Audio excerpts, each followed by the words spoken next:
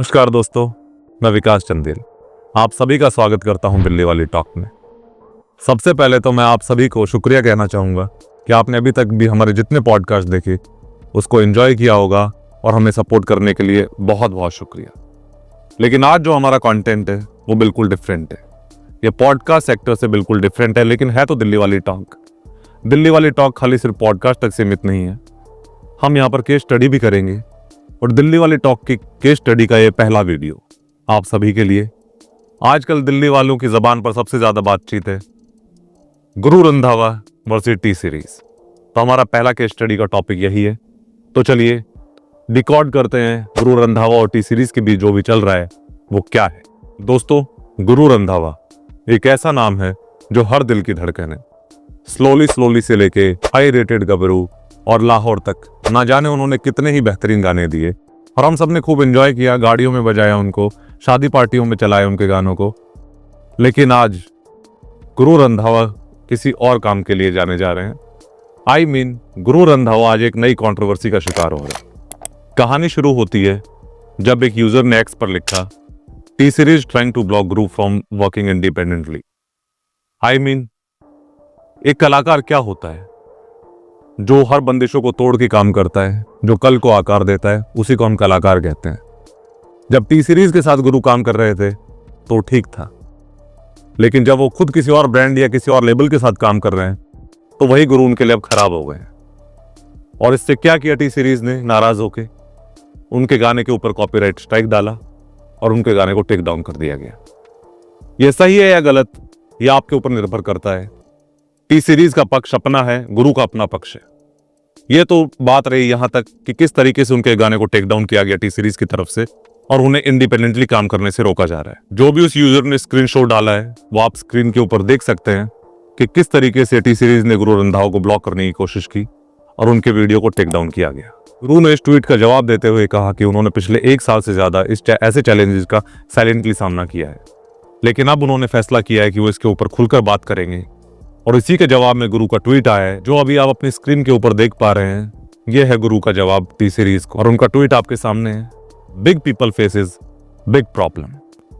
The issue will get resolved in few days and we will back stronger than ever.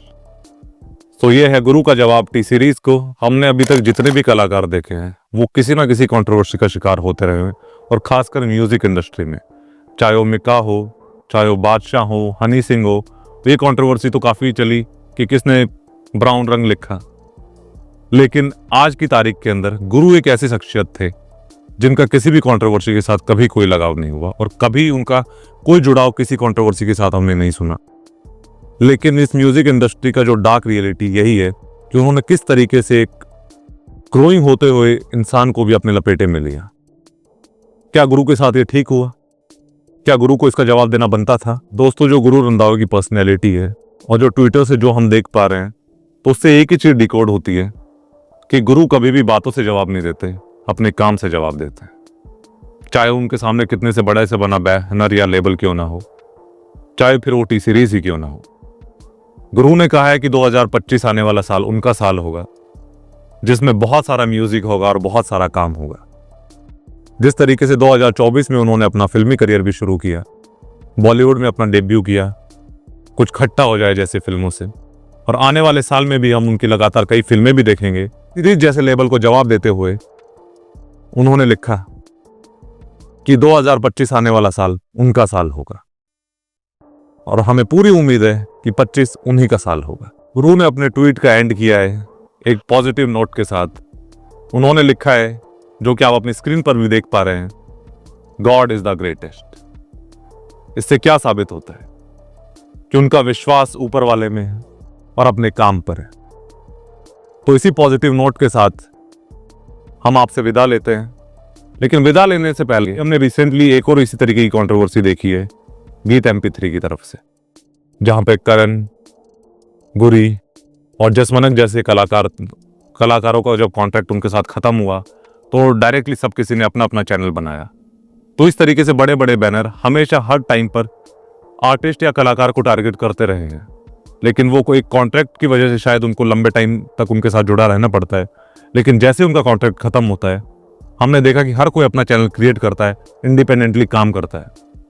तो क्या बड़े banners के साथ काम करना इम्पॉसिबल होता जा रहा है? तो गाइस प्लीज कमेंट में जाइए और हमें बताइए, क्या गुरु ठीक है या टी सीरीज ने जो किया वो ठीक था? और इस तरीके की कंट्रोवर्सी से क्या गुरु को बचना चाहिए या उनका इसी तरीके से जवाब देना चाहिए? जितने भी बड़े बड़े बैनर्स, जितने भी बड़े बड़े लेबल्स हैं, वो इसी तरीके से आर्टिस्ट को टारगेट करते हैं अगर वो उनके चुंगल से बाहर निकल के काम करना चाहता है। लेकिन जहां से हम देख रहे हैं, गुरु एक कलाकार हैं और उन्हें कलाकार ही रहना चाहिए। और जिस तरीके से उन्होंने अब खुल के बोला है, उन्हें इसी तरीके से हर टॉपिक के ऊपर खुल के बात करनी चाहिए। और गाइस आपको भी कमेंट बॉक्स में जाइए, खुल के बात कीजिए, हमें जवाब दीजिए और नेक्स्ट वीडियो आपको किसके ऊपर चाहिए उसके बारे में बताइए। सो देखते रहिए दिल्ली वाली टॉक। मैं आपका होस्ट एंड दोस्त विकास चंदेल।